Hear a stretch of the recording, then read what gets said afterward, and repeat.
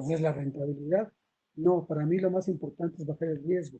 No, para mí, cada quien en sus modelos, en sus proyectos, tienen, digamos, diferente forma y diferentes atributos a considerar. Pero ese, ¿qué es lo más importante? Es muy importante, valga la redundancia, porque nos da idea de lo que hicimos, qué tanto efecto tiene sobre mis resultados. Entonces aquí les puse la misma calificación, pero ahora yo le voy a dar eh, un efecto en términos de una ponderación que estoy dando en relación a su importancia. Aquí tienen ustedes la fórmula general para un indicador compuesto, que no es otra cosa más que multiplicar la importancia relativa de lo que ustedes le dan a ese ponderador por el valor a ese atributo, por el valor que tuvo el atributo. Por ejemplo, estamos pensando en vamos a poner una sola observación en la que podamos ver los tres atributos. Entonces nos preguntemos, bueno, ¿cuál es mi calificación para esa observación? ¿Es 10? Bueno, no, porque hay otros atributos que tiene. No, pues es 8, no tampoco. Es 4. Entonces, va a depender ahora sí que mi teoría de cambio va a depender de mi misión, va a depender de condiciones que especifiquen qué es lo más importante para la organización. Entonces, en este caso, en los atributos tienen que sumar 1. Digo, pueden ser los atributos 20, 100, no importa, pero los ponderadores tienen que sumar 1. ¿Por qué? Porque están ustedes dividiendo la importancia de cada atributo. Vamos a poner un ejemplo.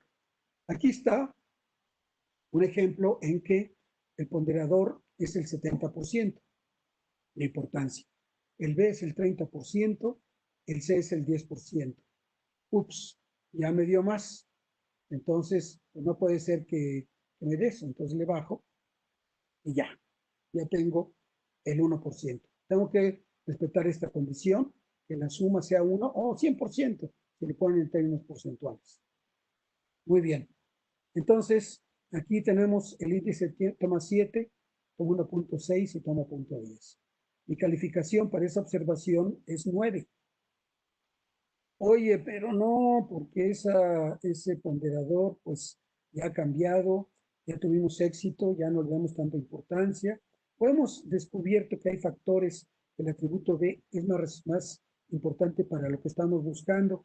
Entonces, bueno, ¿qué hacemos?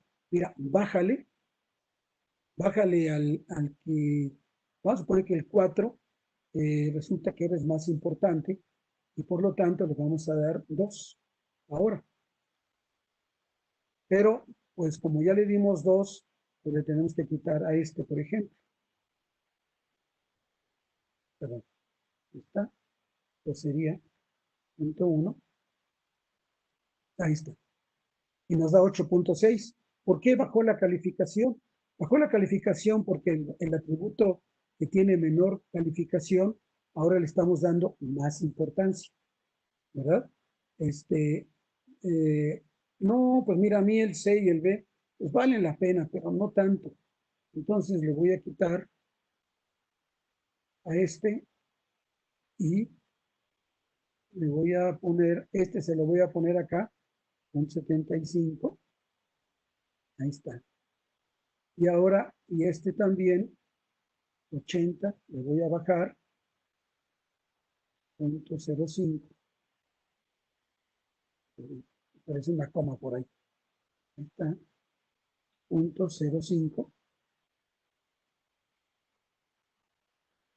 Y ahora lo que tenemos es, y este lo tengo que sumar, sería 0.75, ¿verdad? A 0.90. Y ahí ven. Ahora lo que tenemos es un indicador, un índice mayor. Es un índice de logro de resultados, un índice de satisfacción de la misión, un índice de satisfacer mi teoría de cambio. O sea, es un índice Ahora, desde luego que pues el tema técnico, ese no lo estoy tocando desde luego porque cada uno de ustedes pues, tienen su propio sector. Nosotros decíamos en el sector financiero, un proyecto era exitoso si tenía dos condiciones fundamentales. Imagínense como dos pilares. Una condición era que tuviera conocimiento sectorial. O sea, una persona llegaba con un proyecto y decía, quiero 60 millones para mi proyecto. Muy bien, a ver, ¿realmente conoces tu proyecto?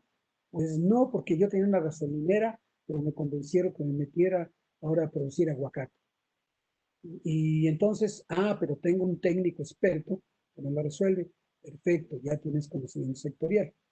Y el segundo era, decíamos, la innovación financiera, o sea, la forma como fondeaba su proyecto.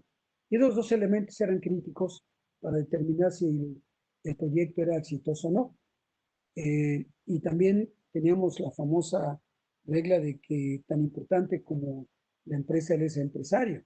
Es el empresario porque pues una empresa puede ser muy buena, pero si el empresario pues no es tan bueno o comienza a cambiar su lógica y comienza a cambiar su forma de hacer las cosas, pues entonces tenemos problemas.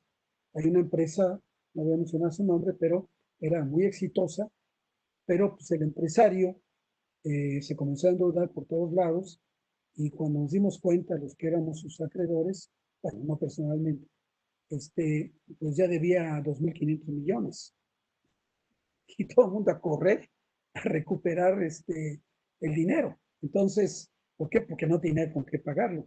Entonces la empresa era excelente, funcionaba muy bien, su producto se vendía muy bien, tenía mercado, tenía diferenciación, tenía todos los atributos que ya saben se manejan para que un proyecto productivo sea exitoso, pero pues el problema fue el empresario.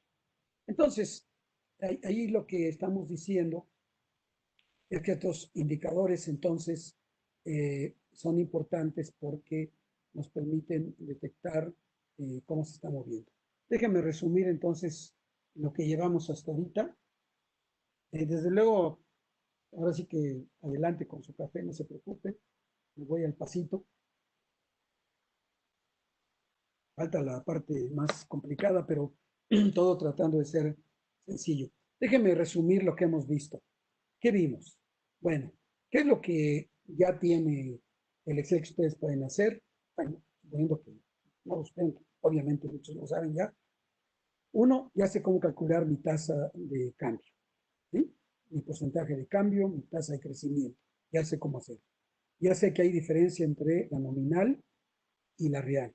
Ya sé que esa tasa de crecimiento tiene tres formas diferentes de calcularse y que va a depender de mis datos cuál es la que puede reflejar mejor que tenga un éxito, porque nadie quiere darse un balazo en el pie y nadie quiere pues, no vender el camello, ¿verdad? Bueno, ¿cuál se ve mejor de lo que hago? Son con los datos, no es ninguna distorsión, son los datos, ahí están, son los datos duros, es la forma de venderlo, la presentación.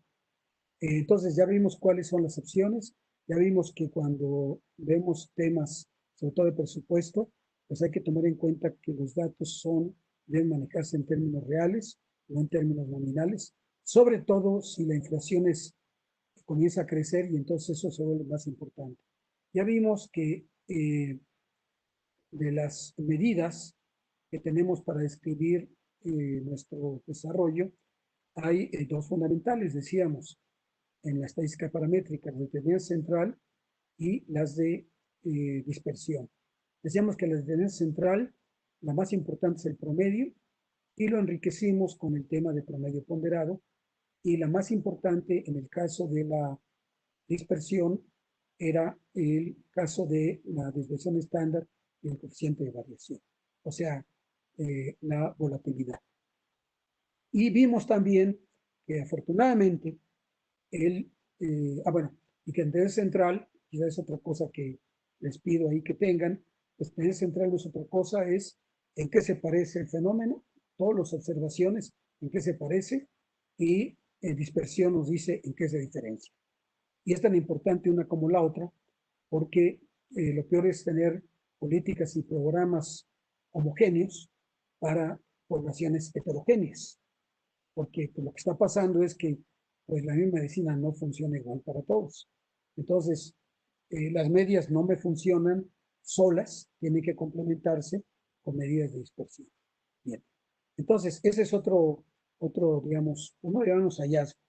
Y el otro hallazgo que espero que sea interesante para ustedes es que afortunadamente el Excel ya tiene ese llamado análisis de datos,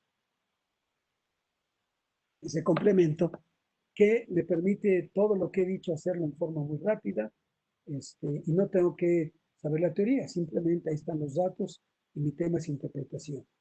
También aquí pues traté de enriquecer esto presentando un ejemplo de un indicador compuesto y mostrando por qué un indicador compuesto es tan importante. Déjeme darle un ejemplo. Cuando estaba yo en Illinois, en la Universidad de Illinois, un tema que nos preguntaba en la banca era cómo detectar, o sea, yo era estudiante graduado, cómo detectar si eh, digamos, un posible sujeto de crédito es solvente o no. Y en esos tiempos ya pasó algo. Entonces se desarrolló ahí estadísticamente lo que le llaman análisis discriminante, que no es otra cosa más que la idea de que eh, hay forma de discriminar, en sentido financiero obviamente, si un sujeto es sujeto de crédito o no es sujeto de crédito. Y utilizan lo que le llaman la teoría del umbral.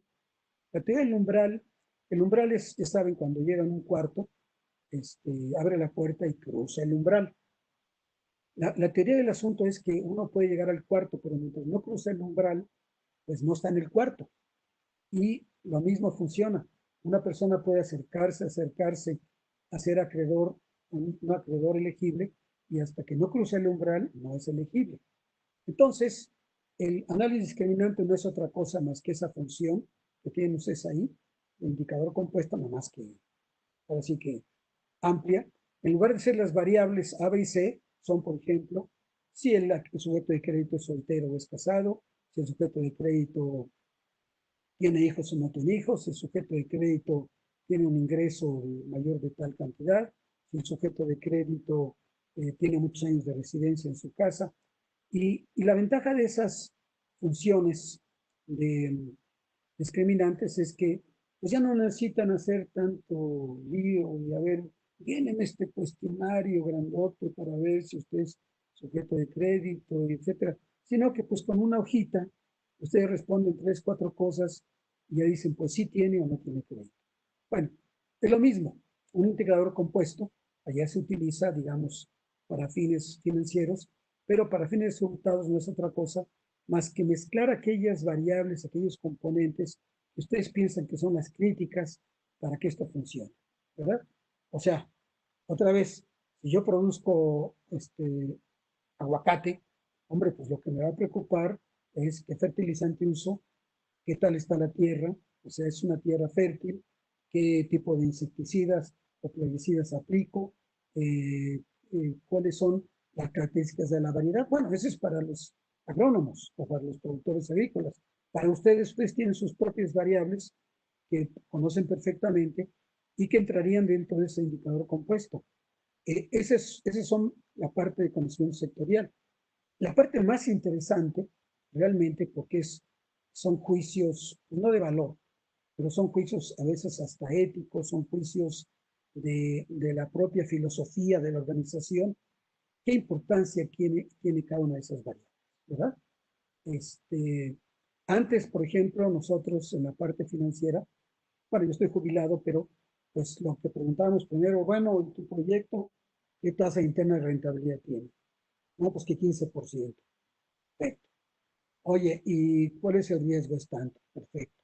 Pero ahora eso no es suficiente.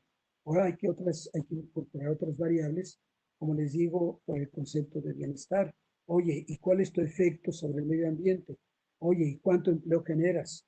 Oye, y todas esas preguntas van generando toda una playa de una galaxia, digamos, de variables sobre las cuales tomamos nuestras decisiones. Muy bien, pues ahí les traté de definir y resumir estos temas. Ahora, respirar. Ahí tienen ustedes ya algunos indicadores que comienzan a hablar ya de conceptos de, bueno, indicadores de eficiencia. Indicadores de eficiencia normalmente se consideran como aquellas que representan lograr lo más con lo menos, ¿sí? O sea, si yo tengo un recurso fijo, ¿cuánto es lo máximo que puedo lograr? De hecho, es la definición que yo aprendí en mis años mozos de lo que es la economía. Es la asignación de recursos escasos entre fines competitivos, cuando el objetivo de la asignación es maximizar el logro de los objetivos. Ese era el rollito.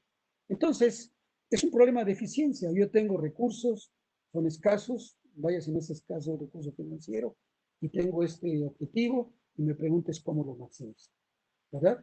En el camino, para llegar a mi resultado de impacto, que es lo que me interesa, pues hay un camino de eficiencia, ¿verdad? Y aquí la tenemos expresado, yo lo expresé de esta forma, es una forma de expresarlo, y lo que hice, si ven ustedes, dividí el número de personas atendidas entre el presupuesto para cada año. Ahí lo tienen ustedes, ¿verdad? O sea, dividí 28 entre 10. ¿Y en palabras qué dice? En palabras dice que por cada peso o unidad monetaria yo atendí a 2.8 personas. Bueno, no hay 0.8 personas, pero digamos, para fines del cálculo. El año siguiente la jugué mejor en el sentido de que logré mayor eficiencia porque atendí a 2.9 personas. Pero hubo años en que se me cayó, por ejemplo, aquí 2.5. Años en que me fui al hoyo con 2 solamente. Y entonces todo esto me da una idea de cómo me fue en los años en la eficiencia de mi gasto. Es eficiencia de gasto, ¿eh? Y entonces hacemos lo que ya ustedes ya platicamos. Aquí está. Esta ya la teníamos, que es la tasa de crecimiento anual. Esta también ya la teníamos, etcétera, etcétera. Pero ahora estamos agregando esta, que es la eficiencia. ¿Cuál es el porcentaje de la eficiencia? Y entonces, pueden ustedes ver, ¿verdad? Que en este caso, lo que estamos teniendo, en etapa, pero, no importa. Entonces, aquí tienen ustedes los 3 indicadores. La tasa de crecimiento media anual a partir de la acumulada de el presupuesto, la tasa de crecimiento anual de personas atendidas y la tasa de crecimiento anual de la eficiencia. Ahí están los 3 casos, ¿verdad? O sea, los ponemos en azulito, lo que destaque. Este también. Y este también. ¿Cómo leemos esto? Bueno, como lo leemos es que la mejor eficiencia la conseguí, bueno, en todos casos es negativa, simplemente así son los datos, así resultó, pero pues yo quiero que sea o más o menos negativa. Entonces yo quisiera que fuera menos negativa. Aparentemente, si yo lo calculo por este método, es menos negativa, esta es más negativa y esta es a la mitad. Entonces, otra vez, ¿cómo calculo mi tasa de crecimiento? O sea, ¿qué resultados doy? Porque aquí yo con el 3.8 conseguí 1.6% de eficiencia, aquí con 5 puntos conseguí 1.3% y aquí con 4 conseguí 1.5%. Bueno, ustedes pueden imaginarse algún tipo de razón que puedan elaborar, pero ya tienen los elementos para que puedan ustedes determinar del uso que hicieron del recurso.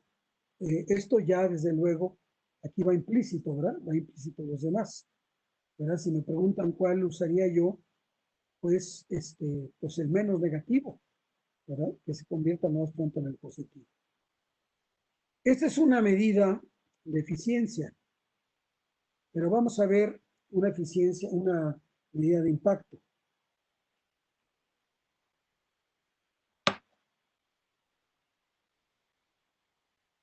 Este era el indicador de eficiencia, ¿se acuerdan? Que teníamos, y aquí está su cambio porcentual, ¿verdad? Ya lo teníamos hecho. Pero luego hice un indicador de impacto, porcentaje que mejoraron su bienestar, o sea, porcentaje de casos que mejoraron su bienestar. ¿Cómo medir bienestar? Bueno, pues aquí simplemente yo lo planteé, ¿verdad? Ustedes tienen sus formas de evaluar el logro de sus resultados. Y entonces aquí hablamos de 30%, solo aquí el 35%, aquí el 59%, o años buenos o años malos, aquí el 72%. ¿Verdad? Esto son datos que traen ustedes de su información externa. Muy bien, ya lo tienen. Ahora vamos a los cambios porcentuales. Otra vez, valor, ¿se acuerdan? Aquí está. Valor final con valor inicial, menos 1. Ya tienen ustedes los cambios que se dan en el impacto. ¿Y qué tenemos? ¿Cuál fue la tasa de crecimiento anual de nuestro impacto? ¿Qué es lo que estamos buscando? La tasa de crecimiento de nuestro impacto es 4.4%. Entonces, si ustedes juntan las dos medidas, por ejemplo, el marco lógico, como ustedes recuerdan, parte de llamaremos de un árbol de problemas, luego pasa a un árbol de objetivos, luego llega a la parte de pues, cuáles son los instrumentos para llegar a esos objetivos, y hay todo tipo de metas, metas de fines, metas de componentes, metas de actividades, etc. Entonces, entre ese tipo de metas siempre hay el tema o actividades de eficacia, de eficiencia, perdón, de impacto. Entonces aquí tengo eficiencia y tengo impacto. ¿Cuál reporto? ¿Cuál se ve mejor?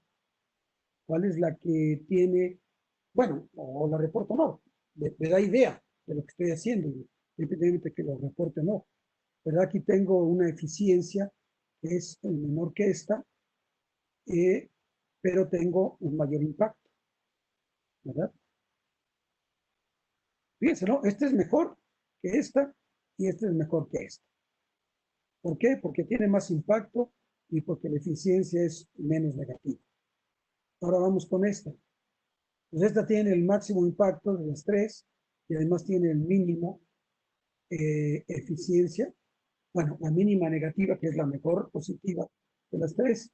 Aparentemente, si uno dijera, bueno, voy a reportar, pues mira, me gusta la 2, porque pues puedo decir que, bueno, tuve poca eficiencia o no tuve la eficiencia que se buscaba, pero logré un máximo impacto.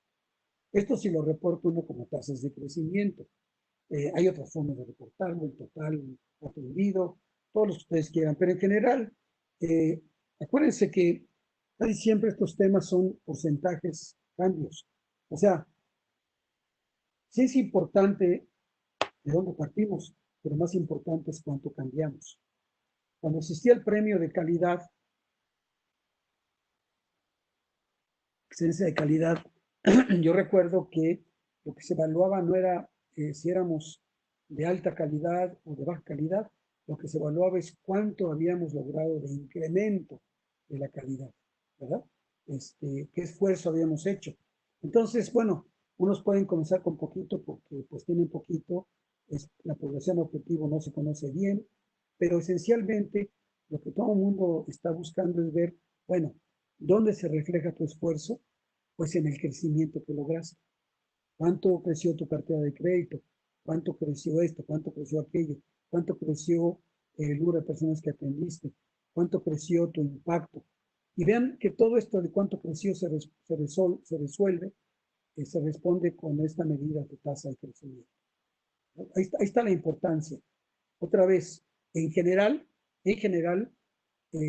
las medidas o las metas siempre se tratan de expresar no en valores absolutos, sino en cambios relativos.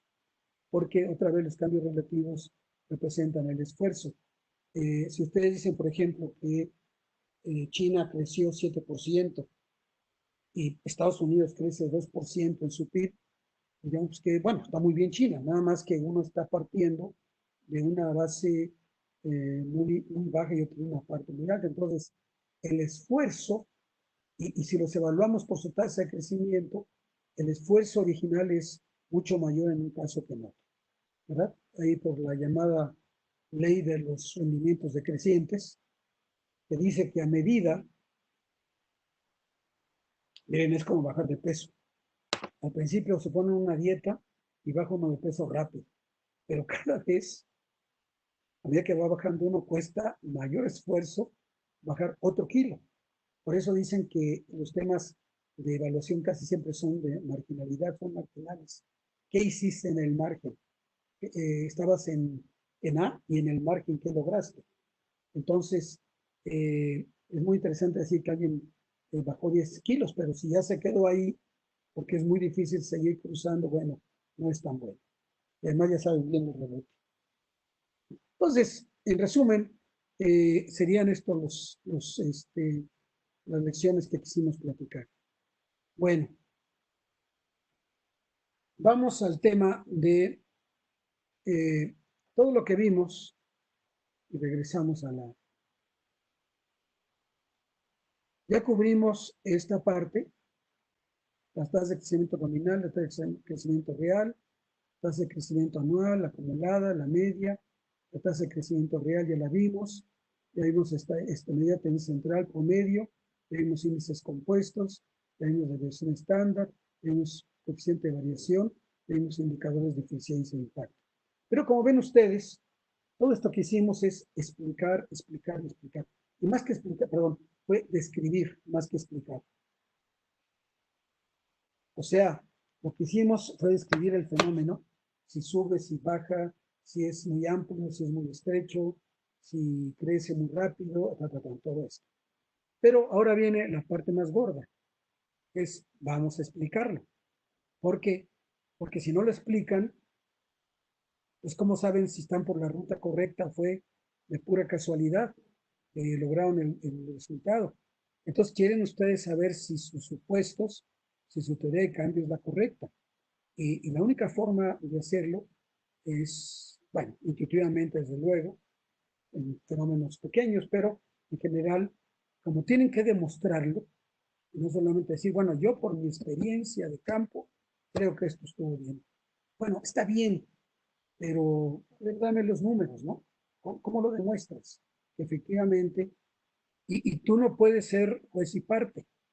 Tú no puedes decir, está bien, y yo digo que está bien. ¿Por qué? Porque yo lo digo. No, dame evidencia de que esto es cierto. Y bueno, ustedes no van a inventar la evidencia. Para eso está todo un instrumental previo que ha llevado siglos desarrollar y que es necesario considerar. Muy bien. Entonces, en este sentido, está la estadística inferencial. La estadística inferencial no es otra cosa más que mi cajita de herramientas donde yo puedo o trato de explicar mis fenómenos. O sea, la palabra mágica es causalidad. Trato de explicar la causalidad, ¿verdad? Y depende de X. Sí, pero efectivamente, o X depende de Y, no importa. El fenómeno A depende del fenómeno B, el fenómeno B depende del fenómeno A. Bueno, la causalidad es explicar el sentido de la causalidad y el tamaño de la causalidad. Y no puede ser porque, pues una vez resultó, o no, hay repetición. Tienes que mostrarme que hay repetición. Eso hace la estadística diferencial y el instrumento que por mucho se utiliza, que hay muchos más, pero el que se utiliza más tradicionalmente es eh, la regresión lineal múltiple. La regresión lineal múltiple es un instrumento que surgió originalmente y se llama regresión porque eh, encontraron que cuando la gente evaluaba estaturas, los muy altos regresaban a una estatura media y los muy bajos iban o trataban de crecer a una estatura, los padres y los hijos. Entonces decían, es que hay una especie de regreso a la media. Y por eso le llamaron regresión lineal múltiple. Vamos a dar un ejemplo práctico. La